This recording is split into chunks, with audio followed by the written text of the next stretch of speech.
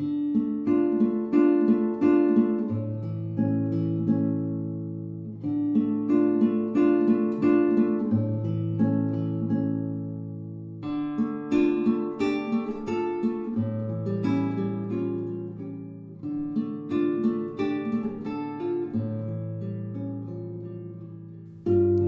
sevdiğimi göreceksin, sevmediğim zaman.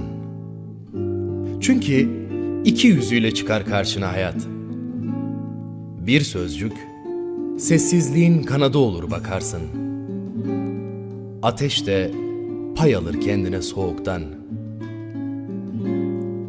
Seni sevmeye başlamak için seviyorum seni. Sana olan sevgimi sonsuzlaştıracak bir yolculuğa yeniden başlamak için.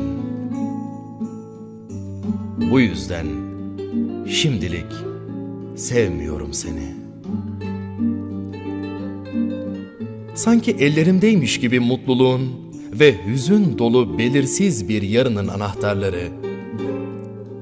Hem seviyorum hem de sevmiyorum seni. Sevgimin iki canı var seni sevmeye. Bu yüzden sevmezken seviyorum seni.